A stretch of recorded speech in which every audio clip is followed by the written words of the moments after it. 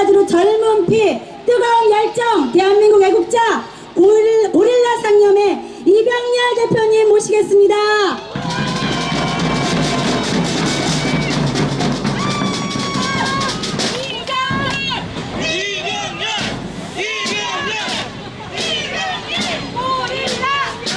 네, 안녕하십니까 동지 여러분. 인사드리겠습니다. 고상 이병렬입니다. 저는 오늘 보수 일각의 선거 부정 의혹을 전면 부정하는 사람들에 대해서 이야기를 좀 해보려고 합니다. 자, 이 사람들이 선거 부정 의혹을 전면으로 부정하는데 내세우는 명분이 무엇이냐? 그 명분이 뭐냐? 보수의 미래에 해가 된다. 보수에게 결코 득이 되지 않는다 라고 이야기를 합니다. 뭐 그들이 내세우는 명분이니까 그렇게 이해할 수도 있습니다. 그러나 이해가 안 가는 점이 하나 있습니다. 뭐가 있냐면 요즘 여러분 대한민국이 윤미향 이슈로 엄청나게 뜨겁죠. 그런데 이 사람들이 윤미향하고 별로 싸우지 않는 모습을 보입니다. 맞죠? 정의연이라는 단체가 어떤 단체입니까? 지난 수십 년 동안 대한민국 우익에겐 그 자체로 공포 아니었습니까, 여러분? 그 무시무시한 성역을 만들어 놓고 국민들의 선량한 마음을 착취하면서 대한민국 좌경화를 얼마나 이끌어왔습니까? 그런데 지금 그 구석구석 어디 하나 지저분한 곳이 한 군데도 없게 드러나고 있죠, 여러분.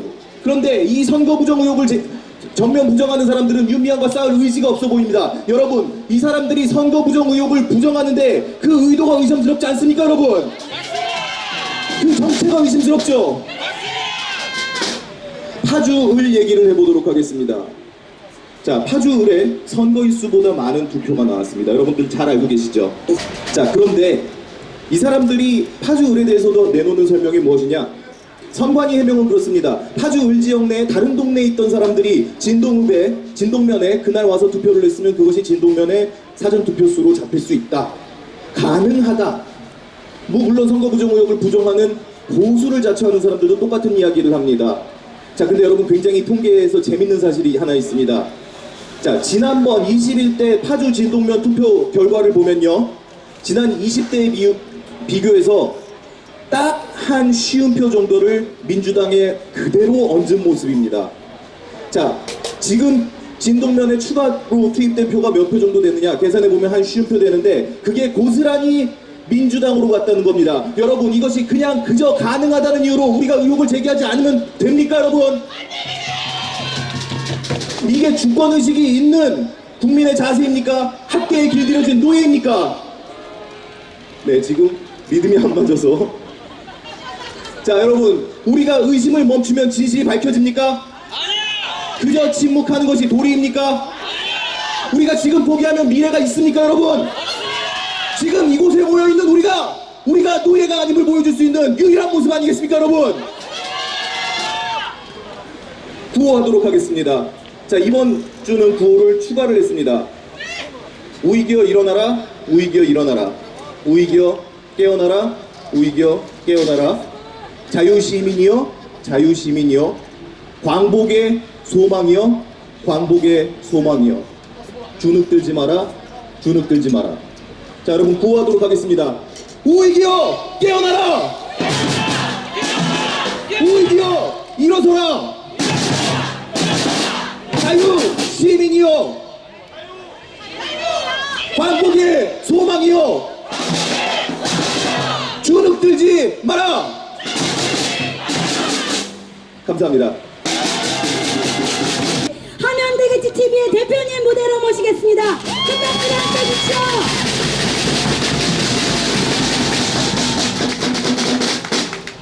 네, 안녕하세요. 한현대기입니다. 이름은 한영만이라고 합니다. 저번에도 나와서 한번 연설을 했는데 이번이 두 번째네요. 자, 부정선거와 관련해서 대구에서 제가 사진전을 했었습니다. 근데 그 사진을 보시면서 어떤 분이 이런 말을 하시니까, 자, 부정선거에 대해서 어떻게 생각하시냐고 물어봤더니, 알지. 근데 이걸 어떻게 뭐 덮고 지나가야지 뭐, 이게 뭐 우리가 어떻게 엎을 수 있겠나? 자, 이렇게 말씀을 하십니다. 저는 근데 그 얘기를 듣고 너무나 좀 큰 충격을 먹었어요. 부정선거를 아는데 그냥 지나가야지. 이게 너무 뭐 힘없는 목소리로 말씀하시는 게 좀 충격이었습니다. 왜? 그분은 이 부정선거를 우리가 이렇게 묻고 지나가면 이 나라가 어떤 나라가 되는지 잘 모르시는 분 같았어요. 자, 구체적으로 우리나라가 어떤 나라가 되는지를 잘 모르는 것 같아요. 자, 부정선거를 저지를 수 있는 나라는 공산국가밖에 없어요. 자, 오로지 공산국가만이 부정선거가 자행되고 그걸 인정하고 넘어갑니다. 근데 지금 우리나라에서 벌어지는 이 부정선거 이렇게 그냥 덮고 지나간다? 그럼 공산국가 되는 겁니다. 그 자체로요. 자, 구체적으로 한번 얘기하면 지금 우리 최근에 살인사건, 자살사건 많이 나죠? 자살사건, 이상한 자살사건이 굉장히 많이 나요. 얼마 전에 마포쉼터에서도 자살사건이 났죠. 근데 여러분 그거 자살사건이라고 생각하시는 사람 있으세요? 없죠? 자, 얼마 전에 뭐 노시 뭐 뱀을 먹었다고 죽었다고 뭐 자살이라고 아파트에서 한 7, 8m 떨어지는 곳에 시체 있었죠? 그 자살이라고 생각하는 사람 있으세요? 없죠? 근데 그 일이 이제 우리 일반인들한테도 일어납니다. 이 부정선거를 덮고 지나가면은요, 우리 일반인들한테도 그런 일이 일어나요. 이게 그러니까 불가능한 일이 아니에요. 왜? 부정선거를 저지른 세력들은요, 무슨 일이든 당합니다. 무슨 일이든 다해요. 우리가 이 부정선거에 저항하지 않고 싸우지 않고 그냥 지나가면 우리는 그냥 호구가 되는 거죠. 자, 걔네들은 어떻게 생각하냐? 자, 저 부정선거에 저항하지 않았던 호구 같은 애들이 우리가 무슨 짓을 한들 쟤네들이 저항할 수 있겠냐? 이렇게 생각을 하게 되는 겁니다. 중국처럼 정부에 반대하는 목소리를 내면 소리 소문 없이 없어지죠. 자, 근데 중국 사람들 그런 대로 잘 살고 있는 것 같아요. 그렇죠? 근데 옛날에 그 사람들은 거기 익숙해져 버린 겁니다. 근데 우리나라가 갑자기 그렇게 된다? 그러면 아무도 못 사는 거죠. 그 자체가 개 같은 겁니다. 자, 많은 사람들이 우리 그 우파 국민들은 샤이합니다. 샤이해요. 잘 말을 하지 않습니다. 잘 언쟁하지 않아요. 그래서 이상하게 대깨문들이 곳곳에 많아 보입니다. 그런데 투표를 하면은요, 이명박 대통령이 이기고 박근혜 대통령이 이깁니다. 이상하게 대깨문들이 많아 보이는데 샤이한 보수들이 너무 많았던 거예요. 근데 우리가 말을 잘 안 한 거죠. 그래서 이깁니다. 그래서 우리는 투표로만 얘기해 왔습니다. 그래, 너희들 떠들어라. 그냥 조용히 있다가 선거장에 갑니다. 그런데 어떻게 됐습니까? 그 투표가 유린당했습니다. 실제로 대깨문은 30% 아래입니다. 근데 우리나라 전 국민이 대깨문으로 뒤덮인 것 같이 선거 결과가 나왔습니다. 우리 국민들이 그렇게 멍청하지가 않거든요. 우리 국민들이 그렇게 멍청합니까? 우리 국민들이 뭐 친중 정책을 좋아하고 북한 김정은을 좋아하고 뭐 포퓰리즘을 좋아하고 그렇지 않다는 거죠.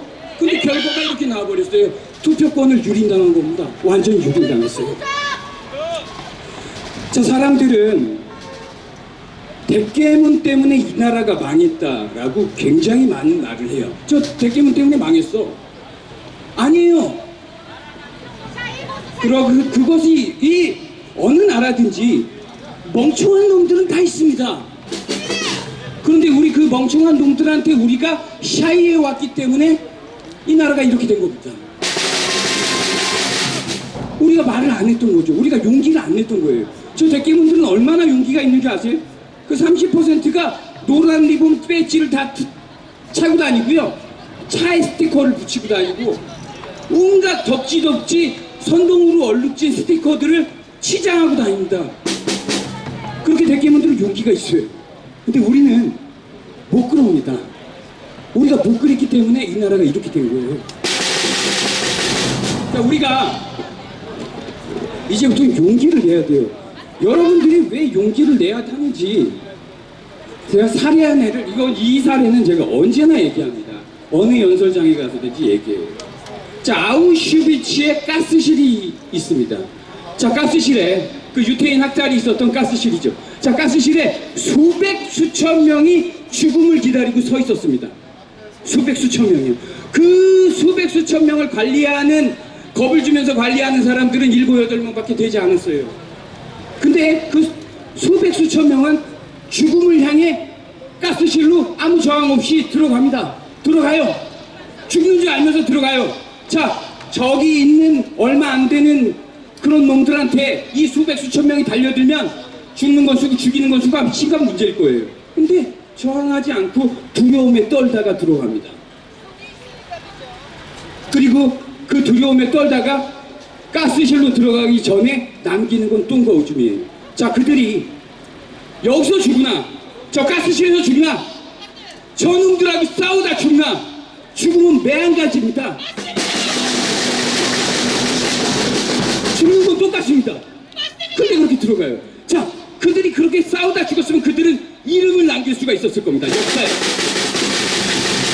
근데 똥과 오줌을 남기면서 두려움에 떨다가 가스실로 들어가죠. 자, 베트남의 공산화를 한번 생각해 보십시오. 자, 베트남의 공산화를 이끌었던 세력들은 베트남 전체 국민의 1%도 되지 않았습니다. 자, 모든 나라의 공산화 과정은 모두 1%도 안 되는 세력에 의해서 이루어집니다. 근데 우리나라 그 베트남 대깨문들의 그 너무나 극성스럽고 폭력적인 그런 활동이 너무 두려워서 그 너무나 두려운 나머지 베트남 50%가 넘는 국민들의 저항을 하지 않습니다. 겁을 먹는 거죠. 누군가 해주겠지, 누군가 나서 싸워주겠지 하고 모두 뒷공문을 내뺍니다. 그러다가 그들은 저항 한번 하지 않고 나라 전체를 그 대깨문들에게 내줍니다. 그리고 보트피플이 됩니다. 지금 우리나라가 그런 것입니다. 지금 여러분들이 용기를 내야 하는 이유입니다. 여러분들 하나하나가 그렇게 용기를 내지 못하면 우리는 그렇게 빼앗깁니다. 저는 이 자동차 스티커를 오늘 들고 왔습니다. 이게 자동차 스티커입니다. 여러분 자동차 뒤에 이런 거 붙이는 거 굉장히 두려워하는 분들 많아요. 자, 대깨문들이 차를 부실 거다. 차에다 이상한 짓을 할 거다. 여러분, 지금 그렇게 대깨문들을 무서워할 시간이 없습니다. 자, 이 작은 스티커 하나 대깨문이 테러할까봐 붙일 수 있는 용기조차 못 낸다면 우리나라도 베트남 꼴 나는 건 매 한 가지입니다. 자, 여러분, 우리가 항상 이제 영웅이 나타나 주기를 기다립니다. 자, 영웅이 나타날까요? 지금 박정희 대통령, 전두환 대통령, 우리나라를 최고의 위기에서 구했던 우리의 영웅들이 지금 어떻습니까? 천하의 악인으로 전락됐습니다. 자, 우리가 용기가 없어서 그들을 지켜내질 못했습니다.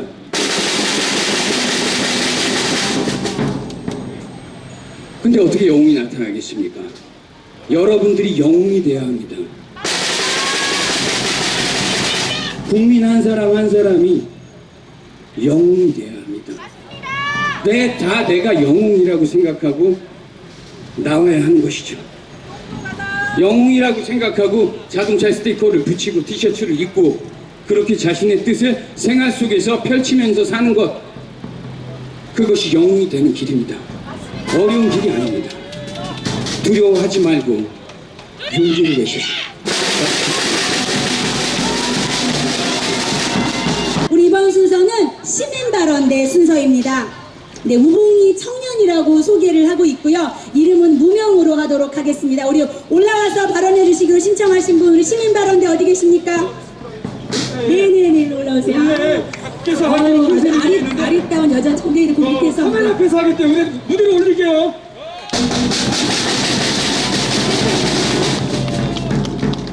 저는 오늘이 제 개인적으로 4번째 집회입니다. 나올 때마다 마이크를 잡게 되는데 사실 다시는 안 해야지 하면서 집에 돌아가는데 또 마이크를 잡게 됩니다. 계속 쏟아지는 증거들을 보다 보면은 너무 어설프고 어느 후미진 지역에서만 그런 게 아니라 전국적으로 말도 안 되게 손을 대놓고 해서 기가 막히기 때문인 건지 한 사람이라도 부정선거라고 더 알리고 싶은 제 애타는 마음 때문인지는 저도 잘 모르겠습니다. 저는 부정선거 집회 관계자도 아니고 그냥 내가 행사한 내 소중한 표를 도둑맞은 이 엄청난 사건의 붕괴에서 나오는 일개의 젊은 한 사람일 뿐입니다. 지난주에 제가 아는 진보주의 친구랑 대화를 나누게 되었습니다. 부정선거에 대해서 어떻게 생각하니? 라고 제가 일부러 물어봤습니다. 그 친구 말 그대로 전달하자면은 민경욱 의원님 계시는데 그냥 그대로 말하겠습니다. 아, 그 민경욱이가 부정선거라고 주장하는 그거 너 그 사람 말 믿고 있냐? 선거 끝난 지가 언젠데? 라고 말하더라고요. 그 순간 저는 야, 이 답답아! 이렇게 소리치고 싶었지만 조곤조곤 말해주고 왔습니다. 여러분, 저희는 뉴스에서 미운 프레임 씌우고 있는 민경욱 의원님이 주장하는 것을 그대로 따르고 있는 사람들이 아닙니다.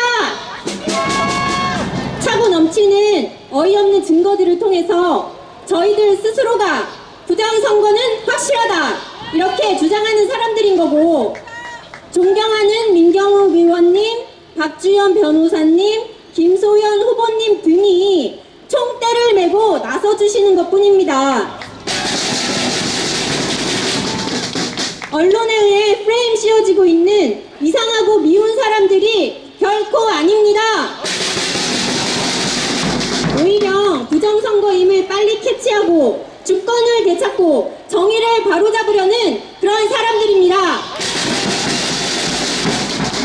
이미 차고 넘치는 수십 가지 증거들, 우리나라 사람이라면은 한 번만 보면은 다 알 수 있는 이런 어처구니 없는 증거들을 뉴스 미디어에 의해서 다 은폐당해가지고 아직도 대다수의 국민들이 모르고 있다는 현실이 정말 안타깝습니다. 우리가 그때 선거날 어땠습니까? 벌써 다 잊으셨습니까? 코로나의 위험을 무릅쓰고 나라가 큰일이라면서 할머니, 할아버지들도 지팡이를 짚고 나오셨습니다. 고등학생까지 위험을 감수하면서 생애 첫 소중한 내 한 표를 행사하기 위해서 나섰던 신성한 선거 아닙니까? 그런데 지금 그 소중한 내 표들이 도둑질 당했습니다.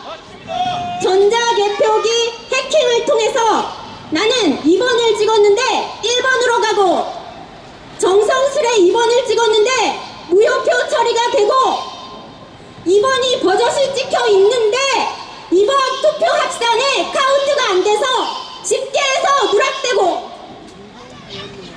이게 지금 무슨 청천벽력 같은 상황입니까? 이 4.15 부정선거는 민주주의 대한민국의 근간을 파괴하는 희대의 역사적인 사건입니다. 차라리 보이스피싱 해킹이어서 내 돈을 도둑질 당한 거라면은 우리 모두가 이렇게 다 같이 붕괴해서 수천 명이 모일 것까지는 없지 않았을까요? 내가 위임한 내 투표는 돈으로 환산할 수 없는 값어치를 지닌 거 아닙니까?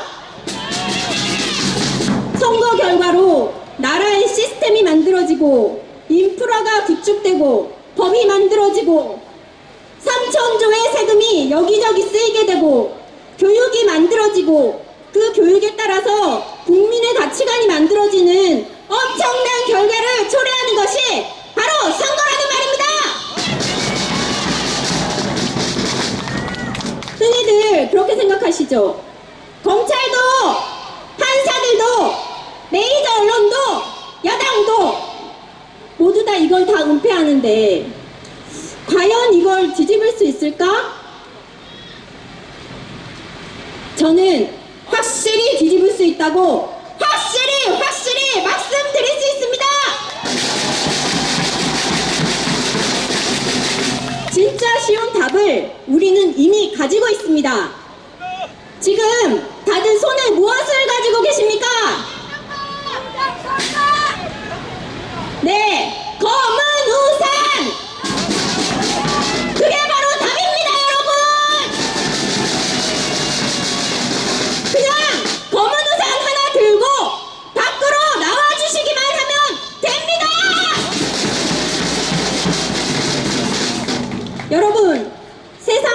유일한 정답인 겁니다. 메이저 언론도 야당도 검찰도 아무도 대신해주지 않기 때문에 국민이 직접 해결하면 됩니다. 시간이 걸릴 뿐 이미 진실만으로도 이 싸움은 애시당초 이기는 싸움입니다. 이기는 싸움에 내 시간과 내 열정을 마음껏 베팅하십시오.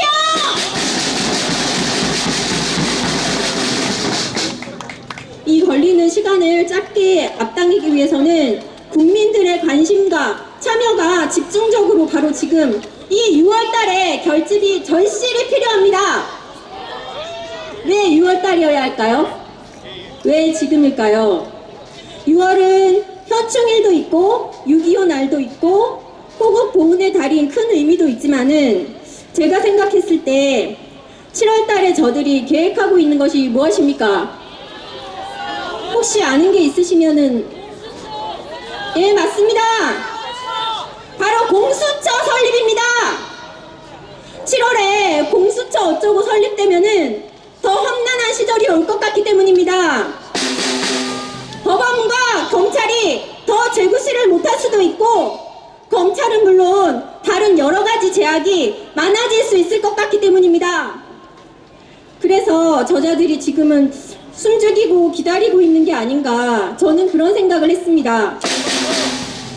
저들은 다 계획이 있습니다. 계획대로 조직을 위해서라면은 지 살 길을 위해서라면은 수단 방법을 가리지 않고 움직이는 자들입니다. 그게 돈이든 사람 목숨이든 법이든 선거든 언론이든 제멋대로인 걸 이미 잘 알고 있지 않습니까? 그래서 꼭 지금 6월달 안에 다들 봉기하셔야 한다고 간곡히 호소합니다.